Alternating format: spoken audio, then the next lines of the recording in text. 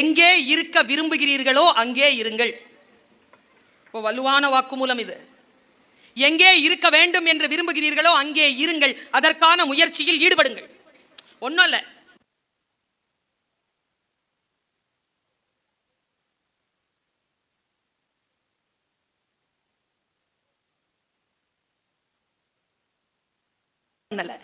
நின்னுட்டு இருக்காங்க.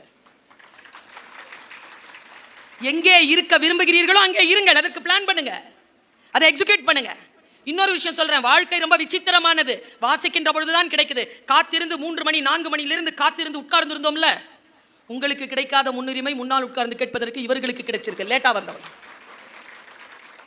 வாழ்க்கை விசித்திரமானது. எப்பொழுது எது கொடுக்கும் என்று தெரியாது. உங்கள் தீவிர தன்மையில் அக்கறையுடன் இருங்கள், அது உங்கள் கைக்கு வரும். சுவாமி விவேகானந்தர் சொல்கிறார், தீவிரத்தன்மைக்கு பெயர் தான் பக்தி. எதுவாக இருந்தாலும் தீவிரத்தன்மையுடன் இருங்கள். கள்ளம் பெருசா காவல் பெருசாங்க? கள்ளம் பெருசா காவல் பெருசா? சின்னதெல்லாம் கத்துது கள்ளம்னு, பெருசெல்லாம் கத்துது காவல். உண்மையா சொன்னா கள்ளம் தாங்க பெருசு.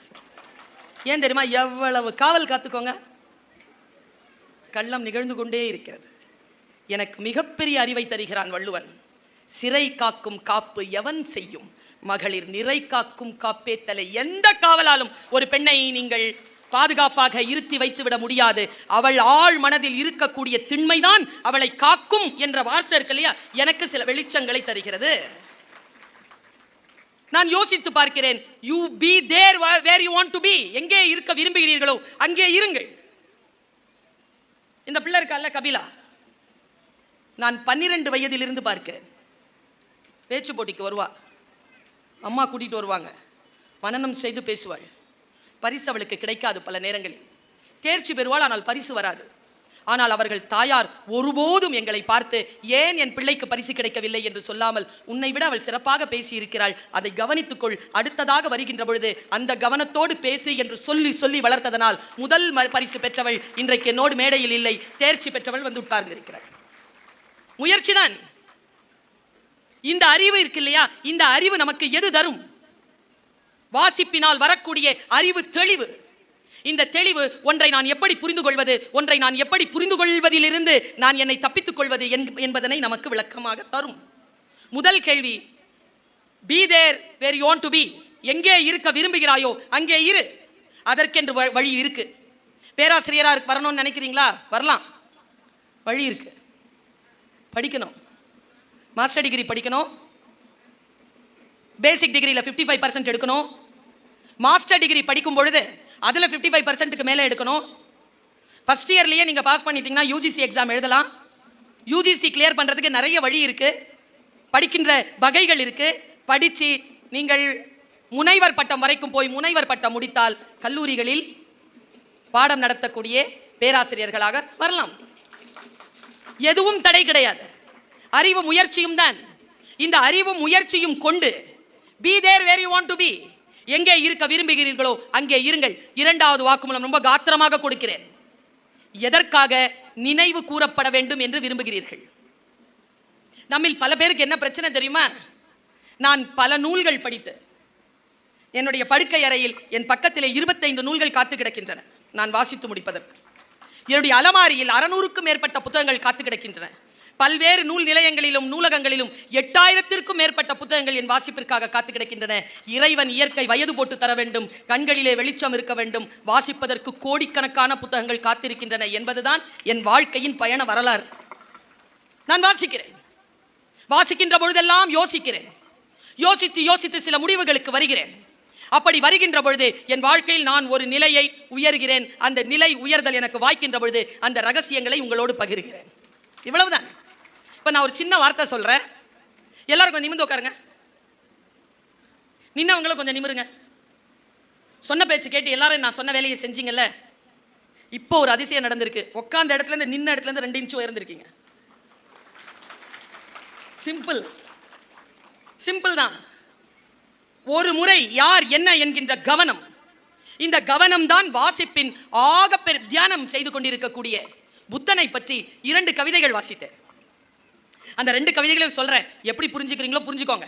ஏனென்றால் யார் கருத்து சொன்னாலும் அது நம் வாழ்க்கைக்கு உதவ போவதில்லை. நம் வாழ்க்கைக்கு ஏற்றது போல் அதை நாம் பயன்படுத்தினால் ஒழிய. எனக்கு இருக்கக்கூடிய வாழ்க்கை சூழல் உங்களுக்கு கிடையாது, அதனால் நான் எந்த அறிவுரையும் உங்களுக்கு தந்துவிட முடியாது. பாருங்கள், சிப்பியின் சத்தம், சிற்பி செதுக்கிய உளியின் சத்தம் புத்தனின் தியானத்தை கலைக்கவே இல்லை. இப்படி ஒரு கவிதை படித்தேன்.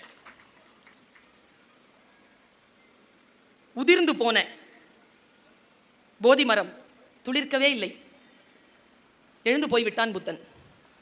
இப்படி ஒரு கவிதை படித்தேன். அப்படி என்றால் புத்தகங்கள் அமைதியாகத்தான் இருக்கின்றன, அவற்றை புத்தன் தான் போதி மரமாக மாற்றுகிறான். அவை அரச மரமாகத்தான் கிடக்கின்றன. அதை வாசிக்கின்ற பொழுது எனக்கு அது போதி மரமாக மாற்றப்படுகிறது. ஒரு கருத்து சொல்றேன் பாருங்க, நான் எதற்காக நீங்கள் நினைவு கூறப்பட விரும்புகிறீர்கள் என்ற கேள்வியை நீங்க வீட்டில் போய் யோசிச்சுக்கோங்க. இறந்தால் நீர்கள் மூழ்கி நினைவொழிவார்கள். 3 நாள். இந்த பெண்கள் இருக்கீங்கல்ல, இந்த 50 வயசு தாண்டி எவ்வளவு துக்கமும் துயரத்தோடும் இருக்கிறீர்கள். உங்கள் வாழ்க்கையின் துக்கத்திற்கான ரகசியம் சொல்லவா? இன்றைக்கு விடுதலை செய்கிறேன் உங்களை. ஆண்கள்லாம் பார்க்குறாங்க, அவங்க அடிமையாக இருந்தால் தானே நாங்கள் மகிழ்ந்து இருப்போம், அவர்களை ஏன் நீங்கள் விடுதலை செய்கிறீர்கள்? விடுதலை செய்கிறேன் பாருங்க. நான் இல்லைன்னா என் வீட்டில் எதுவுமே நடக்காது, கம்முன்னு இரு, எல்லாம் நடக்கும். இந்த கம்முன்னு இருக்கிறதே இல்லை, நாம எல்லாத்தையும் போட்டு தலையில் போட்டுக்கிறது. உங்களுக்கென்ற நேரம் ஒதுக்குங்கள். இந்த உலகத்திலேயே அற்புதமான விஷயம் என்று ஒன்று சொல்லவா? எதற்காக நீங்கள் நிறைவு கூறப்பட விரும்புகிறீர்கள் என்ற கேள்வியை கேட்டேன். நான் ரொம்ப காத்திரமான 3வது விஷயத்தை உங்கள் மனதில் ஆழமாக விதைத்து விட்டு போகிறேன். நாங்கள் ஒரு நாட்டுக்கு போயிருந்தோம், வெளிநாட்டுக்கு. உண்மையா சொல்லட்டுமா, மனம் திறந்து சொல்றேன். பேச்சாளராக இருக்கிறது பெரும் பாக்கியமா, கேட்பாளராக இருக்கிறது பெரும் பாக்கியமானா கேட்பாளராக இருக்கிறது தான் பெரும் பாக்கியம். ஏனென்றால் பேச்சாளருக்கு மதிப்பூதியம் கிடைக்கும், பயணம் கிடைக்கும், செல்வாக்கு கிடைக்கும், அனுபவங்கள் கிடைக்கும். கேட்பவர்களுக்கு இல்லை, இதெல்லாம் ஊதியமாக கொடுத்தாலும் பெற்றுவிட முடியாத சிந்தனைகளை நீங்கள் பெற்றுக்கொள்கிறீர்கள். இவ்வளோ பெரிய விஷயம் தெரியுமா? ஒரு நூலை வாசிக்கிறேன் நான். ஒரு எழுத்தாளர், ஒரு பேரறிஞன் எழுதி போட்டிருக்கான் தஞ்சாவூர் புத்தக திருவிழாவில். பேசிக்கிட்டே இருக்கிற ஒரு பேரறிஞனின் வாக்குமூலம். இதுவரைக்கும் நீ எந்த புத்தகத்தையும் காசு கொடுத்து வாங்கியதே இல்லை. அது எப்படி? காசு கொடுக்காமல் புத்தகம் கொடுத்து விடுவார்களா? இல்லை. நீங்கள் கொடுத்ததெல்லாம் காகித கூலியும் அச்சுக்கூலியுமே தவிர எந்த புத்தகத்தையும் உங்களால் காசு கொடுத்து வாங்கவே முடியாது. சிந்தனை எப்படி வாங்குவீர்கள்? காசு கொடுத்து. காசு கொடுத்தா கொடுத்துருவாங்களா?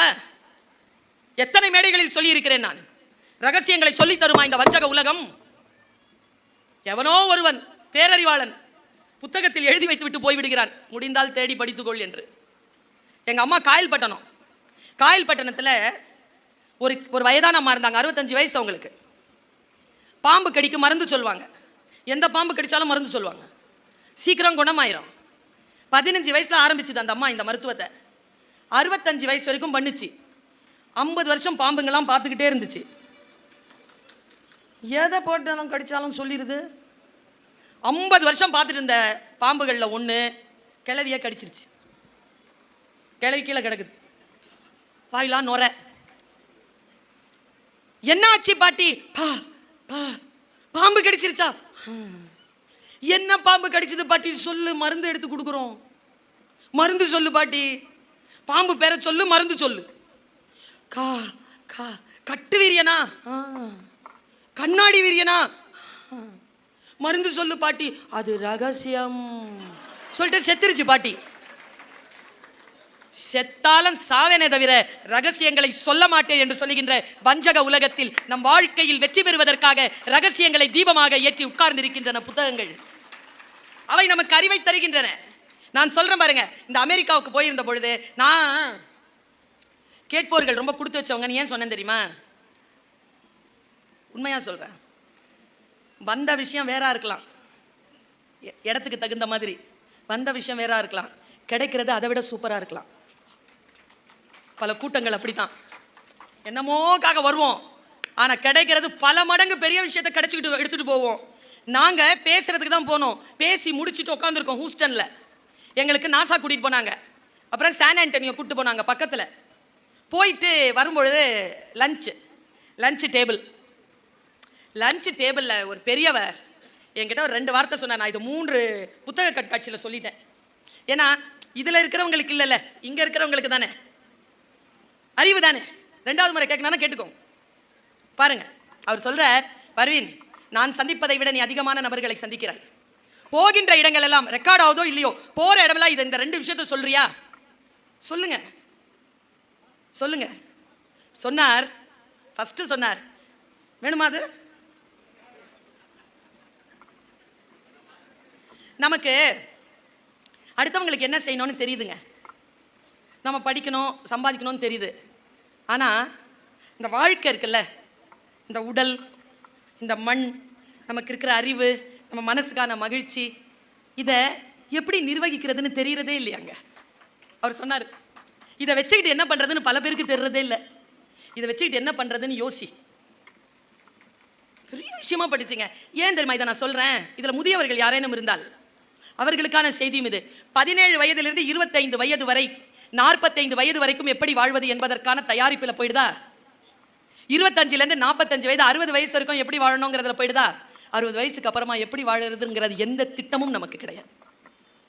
நம்மில் பல பேர் அந்த சோகத்தின் வாசலுக்குள் இருக்கிறார்கள் என்றால் இதை வைத்துக்கொண்டு என்ன செய்வது என்கின்ற திட்டமிடுதல் நமக்கு இல்லை. என்ன செய்வது?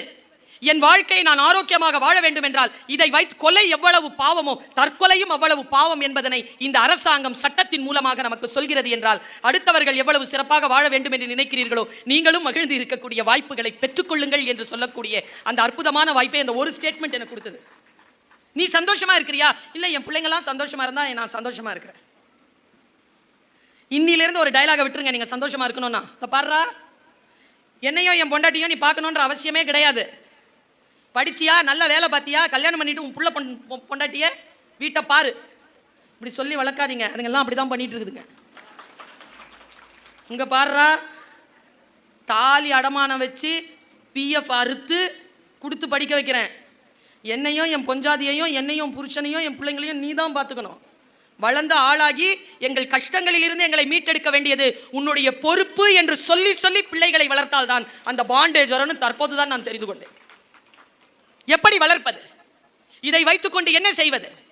நமக்கு தெரிவதே இல்லை. இன்னொரு ஸ்டேட்மெண்ட் கொடுத்தார், அது இதை விட அற்புதமான ஸ்டேட்மெண்ட். சொல்தானே, இதோ முத்தாக வந்து விழப்போகிறது பாருங்கள். நீங்கள் இந்த உலகத்தில் எதை தொட்டாலும், உங்களுக்கு என்று நீங்கள் வேண்டும் என்று எதை தொட்டாலும் அதற்கு என்று ஒரு விலை இருக்கிறது.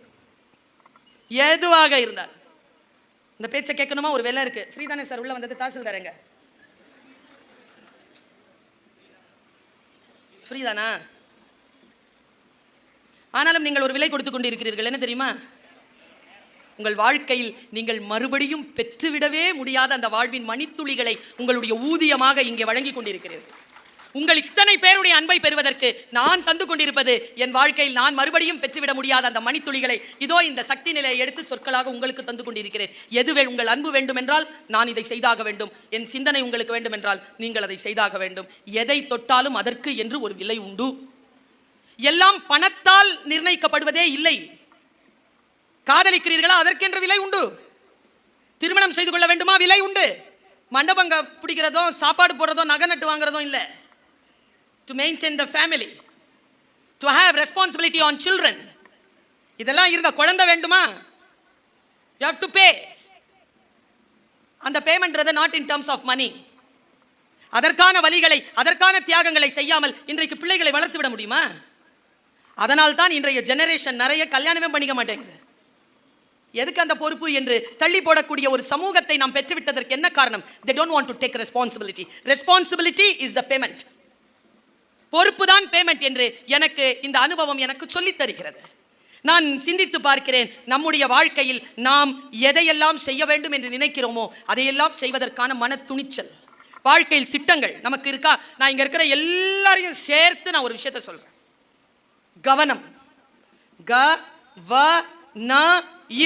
கவனம். ஒரு வினாடி கவனம் சிதறனாதான் உயிர் போகுது. கவனத்தோடு எப்படி இருப்பது? கவனத்தை எங்க வச்சிருக்கிற அப்படிம்பாங்க. கவனம் இருக்கிறதா நமக்கு? தியான மனம் படைத்தவர்களுக்கு கவனம் இருக்கும். தியானம் என்பது ரொம்ப பெரிய விஷயம்லாம் இல்லை. வேதாத்திரி மகரிஷி சொல்கிறார், சமைக்கின்ற பொழுது உப்பள்ளி போடுகின்றோமே, உப்பள்ளி போடுகின்ற பொழுது இருக்கக்கூடிய மனநிலைக்கு பேர் தான் தியான புள்ளி. வேற எங்கேயுமே சிதறாத, அங்கேயே நிற்கும். சிதறச்சுன்னா அளவு மாறிடும், ருசி மாறிடும். இந்த தியானம் இந்த தியானத்தோடு நாம் இருக்கிறோமா? கவனம். இந்த கவனத்தை எப்படி நான் விளக்குறது? நான் 25 வருஷமா டீச்சரா இருக்கிறேன்னு சொல்றேன்ல, அதுல ரொம்ப வெற்றிகரமான நான் பெருமைப்படுற ஒரு விஷயம் என்னன்னா, என் கிளாஸ்ல இது வரைக்கும் ஒண்ணு கூட ஃபெயில் ஆனது இல்லை. எல்லாம் பாஸ், தெரிச்சு. நான் உங்களுக்கு என்ன பத்தி தெரியும், இந்த ஃபர்ஸ்ட் மார்க் வாங்குறதுலாம் எனக்கு உடன்பாடு இல்லை. அதுக்காக கடைசி பெஞ்ச்லாம் கிடையாது. யாரெல்லாம் ஃபர்ஸ்ட் மார்க் வாங்குறாங்களோ அவங்களெல்லாம் ஜெயிக்கிற ஸ்ட்ராட்டஜி. ஃபர்ஸ்ட் மார்க் 98லாம் வாங்கக்கூடாது. 98 எதெல்லாம் வாங்குதோ அதெல்லாம் ஜெயிக்கணும். அவ்வளோதான். அவுட்ஸ்டாண்டிங். அவுட்ஸ்டாண்டிங்காக வரதுக்கு நம்மளை வளர்த்துக்கிட்டு போனால் போதும். ப்ரோக்ரஸ். 98 92 வாங்கினாலும் அவள் தான் ஃபர்ஸ்ட் மார்க்கு. ஆனால் 32 வாங்கினா, நான் 38 வாங்கினேன்னா அவளை விட நான் ஜெயிக்கிறேன்னு அர்த்தம். இதுதான் ஸ்ட்ராட்டஜி. ஜெயிச்சுக்கிட்டே போகிறது தான் ஸ்ட்ராட்டஜி. உன்னை நீ ஜெயிச்சுக்கிட்டே போ. யார் போலவும் இருக்க வேண்டிய அவசியமே கிடையாது. எனர்ஜியினுடைய ஹையஸ்ட்ல இருக்கணும்.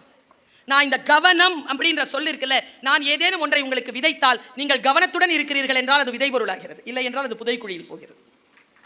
அது விதைக்குழியா புதைக்குழியா ஒன்றும் இல்லை. ஒருத்தர் வந்து இந்த ஏதோ பேசுறாருல, உடனே ஒரு 4 பேர் அவங்களையே பார்க்குறாங்க. அவங்கள பார்க்கறதுனால உங்களுக்கு அந்த டெக்னாலஜி தெரிய போதா? என் பேச்சை கேட்டாலாவது ஏதாவது ஒன்று கிடைக்கும். உடனே கவனத்தை சிதறடிக்கிறது.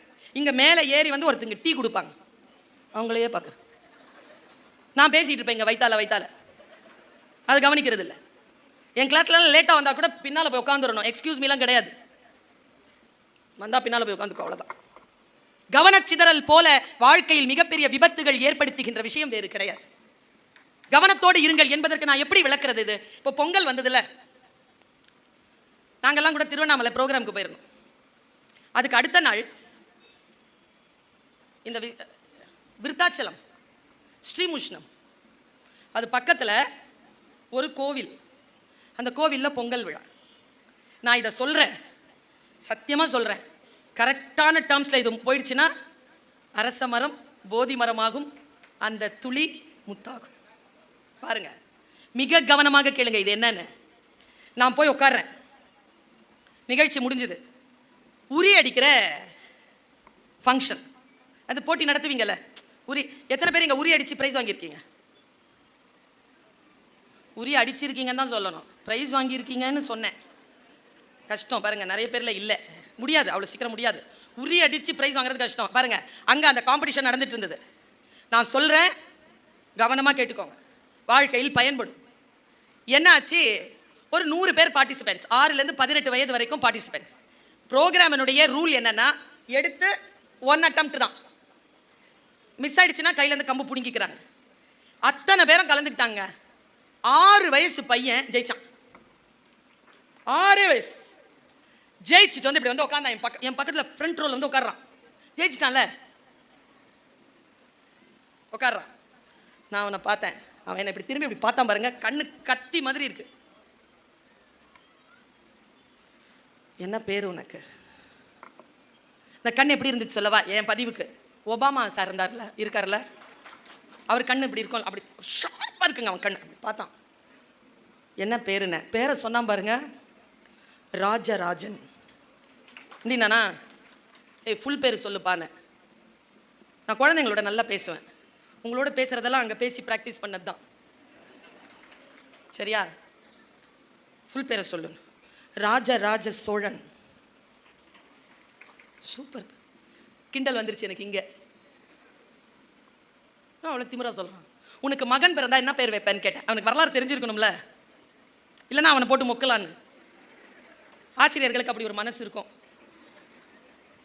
அவன்ல அது என் தாத்தாவுக்கு வச்சுட்டேன். நான் தாத்தா பேர் என்னப்பான்னு கேட்டேன். ராஜேந்திர சோழன். வாடா வாடா வாடா வாடா வாடா, உன்னதான் நான் தேடிட்டு இருந்தேன் நான். நல்லா தெரிஞ்சுக்கோங்க, சில பேர் இருப்பார்கள், அவர்களிடமிருந்து எதையும் கற்றுக்கொள்ள முடியாது. சில பேர் இருப்பார்கள், அவர்களிடமிருந்து நீங்கள் மிக முக்கியமான விஷயத்தை கற்றுக்கொள்ளலாம். ஆனால் எதை கற்றுக்கொள்வது, யாரிடமிருந்து கற்றுக்கொள்ளாமல் விடுத்து செல்வது என்கின்ற பேரறிவு உங்களுக்கு ரொம்ப ஷார்ப்பான கவனம் இருந்தால்தான் வரும். இல்லைன்னா தவறான மனிதர்களுடைய வழிகாட்டுதலை எல்லாம் கேட்டுக்கிட்டு ஆமா ஆமான்னு நடந்துருவோம். அவன்கிட்ட இவ்வளோ பேசிட்டேனா, ஜெயிச்சுட்டு வந்திருக்கானா, பா நீ எப்படி ஜெயிச்சேங்கிற அந்த ரகசியம் எனக்கு வேணும் மனசில் சொல்லிட்டேன். ராஜராஜ சோழன், எனக்கு ஒரு டவுட்டு. அப்படி பார்த்தான். எப்படி ஜெயிச்ச சொல்லட்டுமா? நான் சொல்லுன்னு. அவன் எப்படி ஜெயிச்சங்கிறத சொன்னான். சொல்லட்டுமா? பாருங்க, அவன் சொல்றான், எனக்கு பல விஷயம் வெளிச்சம் ஆயிடுச்சியா, 45 வயசு கடந்திருக்கிறேன், எனக்கு 6 வயசு சிண்டு, எவ்வளவு பெரிய வாழ்க்கையினுடைய விஷயத்தை சொல்லி தந்துட்டான் தெரியுமா? அதனால் தான் சொல்லுகிறேன், வயது வித்தியாசம் கிடையாது கற்றலுக்கு. யார் வேண்டுமானாலும் நமக்கு கற்றுக் கொடுக்கலாம். நம் பிள்ளைகள் நம் வீட்டில் இருக்கிறார்கள் என்றால் நாம் ஏதோ கற்றுக் கொடுப்பதற்காக அவர்கள் வரவில்லை, நமக்கு கற்றுக் கொடுப்பதற்காக வந்திருக்கிறார்கள் என்று கூட நாம் புரிந்து கொள்ளலாம். அதனால் தான் நமக்கு தந்தோர்னு பேர் இல்லை, பெற்றோர்னு பேரு. அவர்களை பெற்றோர். சரியா? பாருங்க, எனக்கு உடம்பெல்லாம் பதறுது, எனக்கு இது சொல்லும் போதே பதறுது. அவரை பாருங்க, ரோஸ் ஷர்ட், அவர் தான் ரெஃப்ரி. ஆமா, என்ன அவருக்கு, அவர் என்ன பண்ணார் தெரியுமா? என்ன பண்ணார்? கண்ணை கட்டிட்டாரா? ஆமா, கண்ணை கட்டி சுத்தி விட்டாரு. வாழ்க்கையும் நமக்கு கண்ணை கட்டி சுத்தி தானே விடுகிறது. கண்ணை கட்டி விடுறதானே பாவம், பொழிச்சு போன்னு சுத்தி விட்டுருதுங்க. சுத்தி விட்டாலும் பரவாயில்லைங்க, அவர் காதல வந்து விசில் ஊன்னு ஊதி இருக்கிறார், ஏன்னா யாரும் வழிகாட்டிடக்கூடாதுன்னு. அப்புறமா அவர் தப்பு தப்பா வழிகாட்டி இருக்கார். இந்த 4 சிரமங்கள் அந்த குழந்தை சகித்திருக்கிறது. ஒன்று, கண்ணை கட்டி இருக்கிறார். இன்னும் அவனை கண்ணை ஓப்பனா விட்டு கையில கொடுத்தாலே அவனுக்கு உடைக்கிறதுக்கு 1 வருஷம். அவன் கண்ணை கட்டி விட்டு சுத்தி விட்டு காதல விசில் ஊதி தப்பா வேற வழிகாட்டி இருக்காரு. அப்ப எப்படிப்பா ஜெயிச்ச ராஜராஜான்னு கேட்டேன். சொல்றான் பாருங்க, எங்க புள்ள அப்படியே சுத்தி விட்டாங்களா, எல்லாரும் லெஃப்ட்ல போ, ரைட்ல போ, லெஃப்ட்ல போ, ரைட்ல போ, எத்தனை பேர் இருக்கிறாங்க பாருங்க, 500 பேருக்கு மேல இருந்தாங்க. அத்தனை பேரும் கத்துறாங்க. நான் என்ன பண்ணேன், இப்படி கேட்டுக்கிட்டே இருந்தேன்னா, அங்க உள்ள இருந்து கூட்டத்துல இருந்து ஒரே ஒரு குரல் கேட்டுச்சு, ராஜா. அது எங்க அம்மா குரல், என் அம்மா குரல். உடனே என்ன பண்ண, கட்டி இருக்கக்கூடிய அந்த துணிக்கு உள்ள என் கண்களை கட்டிக்கொண்டேன். He went to the தியானம் போஸ்ட் பொசிஷன். கவனத்துக்குள்ள போயிட்டான். நாம கண்ணை கட்டினா அந்த இதுல ஏதாவது தெரியுமான்னு பார்ப்போமா இல்லையா? அவன் பார்க்கல, அவன் மூடிட்டான் கண்ணை. Complete concentration. ராஜா, யார் சொல்லியும் கேட்காத, அம்மா சொல்றது கேளு. லெஃப்ட்ல போ, லெஃப்ட்ல போனா. ரைட்ல வாடா, முன்னால போ, கையை தூக்கு, அடிக்காத அடிக்காத அடிக்காத, மேல கீழே இறங்கிட்டு இருக்கு, அடிக்காத அடிக்காத, கவனமா கேளு கேளு கேளு கேளு, கையை ஓங்கி அப்படியே அப்படியே அப்படி அடாம அவனை நான் அடிச்சுனா உடஞ்சிச்சு.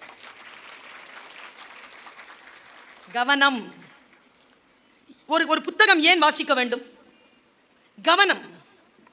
ஒரு புத்தகத்தை வாசிக்கின்ற பொழுது புத்தகத்தை தவிர்த்து நீங்கள் வேறு எதுவும் செய்துவிட முடியாது. அந்த கவனம் உங்களுக்கு கிடைக்கும். விளையாட்டு, இந்த 2 வேலையை மட்டும் செய்யாதீங்க. குழந்தைகளை திட்டாதீங்க, இந்த 2 வேலையை சொல்லி திட்டாதீங்க. நடிக்காதரா, விளையாடாதரா. ஏன்னா இன்னைக்கு இந்த 2 டிபார்ட்மெண்ட் தான் நிறைய சம்பாதிச்சிட்டு இருக்கு. சம்பாதிக்கிற மாதிரி நடிடா, சம்பாதிக்கிற மாதிரி விளையாடுடா. இந்த குழந்தைகள் வேகமான ரீல்ஸ் பார்க்குறீங்களா பிள்ளைகளா? இந்த பிசாசு ஒன்று இருக்குது கையில். வேகமான ரீல்ஸ் பார்த்தீங்கன்னா நிதானமாக படிக்க முடியாது. உங்கள் எல்லாருக்கும் நான் சொல்கிறேன், சே நோ. வாழ்க்கை உங்களுக்கு எஸ்ன்னு சொல்லி டிக்கடிக்கும். ஆனால் இதுக்கு நீ நோ சொல்லணுமே. பல விஷயங்களுக்கு நீ நோ சொன்னால் வாழ்க்கை உனக்கு எஸ் சொல்வதற்கான வழிகளை தரும். நான் உங்கள் அத்தனை பேருக்கும் சொல்லுகிறேன், முதலில் எதை நீங்கள் செய்தாலும் இந்த உலகம் கேலிதான் செய்யும், பிறகு கைத்தட்டும். கேலி செய்தால் கூட விழ மாட்டோங்க, கைத்தட்டலில் விழுந்தவர்கள் அதிகம் பேர்.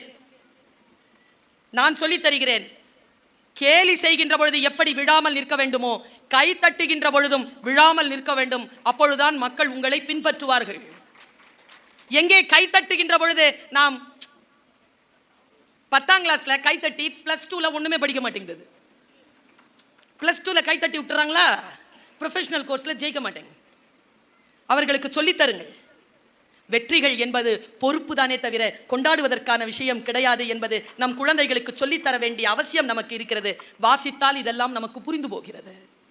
ஒருவரை எப்படி பார்ப்பது, ஒருவரை எப்படி புறம் தள்ளுவது, ஒருவரை எப்படி ஏற்றுக்கொள்வது, ஒருவருடைய விஷயத்தில் எதையெல்லாம் நகர்த்துவது, எதையெல்லாம் நகர்த்தாமல் இருப்பது என்பதை குறித்து பல விஷயங்கள் நமக்கு தெரியுது.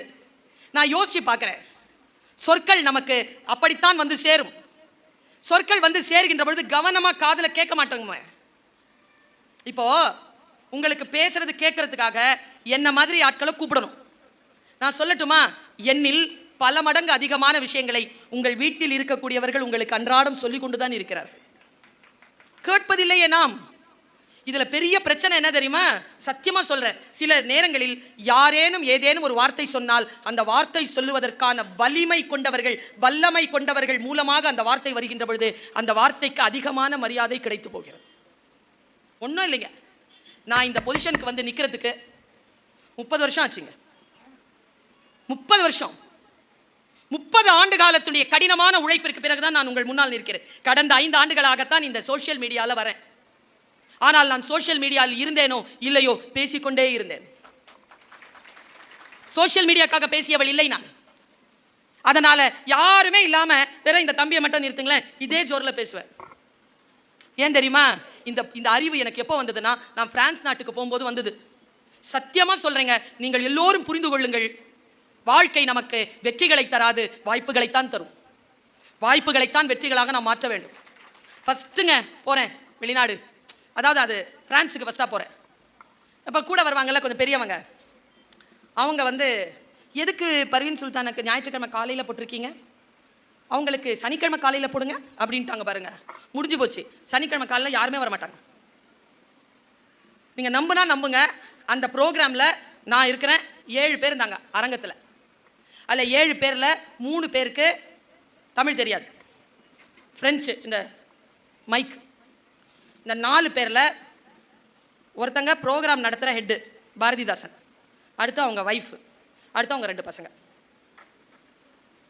கம்பனில் பெண்மை தலைப்பு 2012 பேசுகிறேன். என்ன தெரியுமா, ஒரே நிமிஷம் கண்ணை மூடி தியானிச்சேன். அங்கே இருக்கிற சேர்ஸ் எல்லாம் இருக்குல்ல, கண்ணை மூடி தியானிச்சேன். எனக்கு எங்கே ஞாபகம் வந்துச்சு தெரியுமா? எங்கள் தூர்தர்ஷன் ஞாபகம் வந்துருச்சு. தூர்தர்ஷனில் ஒரே ஒரு கேமராமேன் மட்டும் இருப்பார். நாங்கள் எல்லாம் வீராவேசமாக பேசிட்டு இருப்போம். அது எடுத்து போடுவாங்களா, நான் நினச்சிட்டேன் இது தூர்தர்ஷனாக இருந்துட்டு போகுது. ஃபுல் ஃபோர்ஸில் பேசினாங்க. இன்றைக்கும் 2012 கம்பெனியில் பெருமை பிரான்ஸ் பர்வீன் சுல்தானா ஸ்பீச்னா வருது. 1,46,00,000 பேர் பார்த்துருக்காங்க. 4 பேருக்கு பேசினேன் தான். வாழ்க்கை உங்களுக்கு வாய்ப்புகளைத்தான் தரும், வெற்றிகளாக அதை நாம் தான் மாற்றிக்கொள்ள வேண்டும். பாருங்க, ரொம்ப நுட்பமான வார்த்தை. என்னுடைய தகப்பனார் என்ன 2 வயசுலேருந்து 15 வயசு வரைக்கும் தாலாட்டு பாடி வளர்த்தார். அம்மா பாட மாட்டாங்க, அப்பா தான் பாடுவார். ரொம்ப அழகாக பாடுவார் அப்பா. சரி, நான் சொன்னேனே 2 வயசுலேருந்து, அதுக்கு முன்னால் அப்பா, அதுக்கு முன்னால் என்னை தொடவே மாட்டாராம், தூக்கவே மாட்டாராம் அப்பா. எப்போதுலேருந்து? நான் பிறந்ததுலேருந்தே. நான் எங்கள் அப்பாவை எவ்வளோ பெருமையாக சொல்கிறேன். ஆனால் இதையே நான் இப்போ சொல்கிறேன். இதிலும் போதி மரமாக அரச இலைகளை போதி மர இலைகளாக மாற்றுவதற்கான ஏதோ ஒரு நுஸ்க், ஒரு சூட்சுமம் இருக்குது பாருங்க. கோஷாஸ்பத்திரியில் எங்கள் அம்மா என்ன பெற்றெடுக்கிறாங்க. அம்மாட்ட காசு இல்லை, வறுமை. 3வது பொம்பளை பிள்ளை கருப்பாக இருக்கிறேன்னு சொல்லிட்டு யாரோ அப்பாட்ட சொல்லிட்டாங்க. அப்பா வரல. அம்மாவுக்கு அப்பா வீட்டுக்கு போகிறதுக்கு வழி தெரியாது. 3வது நாள் பெட்ல இருந்து கீழே தூக்கி போட்டாங்களா எங்கள் அம்மாவை கீழே. கையில் 1 ரூபா வச்சுருக்காங்க. அந்த 1 ரூபா ஆயாங்கள், ஐ மீன் அந்த துப்புரவு வேலை செய்யக்கூடிய தாய்மார்களுக்கு கொடுத்துட்டாங்க. 25 பைசா வச்சுருக்காங்க கையில். அந்த குழந்தைய எடுத்துக்கிட்டு வெளியில் வந்தாங்களாம். அம்மா சொல்கிறாங்க, உன்னுடைய 2 கால் இப்படி தொங்கிட்டு இருந்துச்சு, இவ்வளோ தான் இருக்கும், அழகாக இருக்கும் உன் கால், ரோஸ் கலரில் இருந்துச்சுன்னாங்க. நான் சொன்னேன், கருப்பாக பெத்தேன்னு சொன்னேன். கருப்பாக குழந்தை பெற்றா கால் ரோஸாக இருக்குமாம்மான்னு கேட்டாங்க.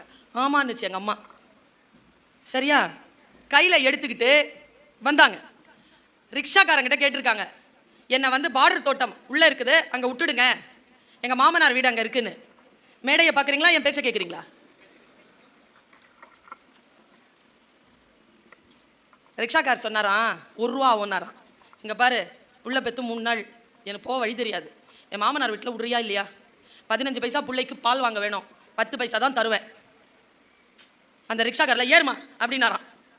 ஏறி உட்காந்து ஃபஸ்ட்டு பயணம் என்னுடையது. நான் போயிருக்கேன். எங்கள் அம்மா இதை சொல்லி எங்கே தெரியுமா நிறுத்துனாங்க? எனக்கு எப்போ தெரியுமா சொன்னாங்க? நான் ரொம்ப முதல்ல மலேசியாவுக்கு கிளம்புறேன். அந்த டைமில் காலில் செருப்பு போடுறேன், எங்கே ஏர்போர்ட் போகிறதுக்கு. அந்த ஸ்பாட்டில் சொல்லுது எங்கள் அம்மா இந்த கதையை. ஏம்மா இப்போ சொன்னீங்க நீங்கன்னு சொன்னீங்க. இல்லை, என் குழந்தை இப்படி கையில் பிடிச்சிட்டு இருக்கும்போது அந்த 2 காலை பார்த்தேன்ல, அது இப்போ இப்படியே கண்ணில் இருக்குது. அந்த 2 கால் தான் இப்போது மலேசியா போகுது, ஃப்ளைட் ஏற போகுது சொன்னாங்களா? இல்லை, நான் கண்டுபிடிச்ச விஷயம் என்ன தெரியுமா?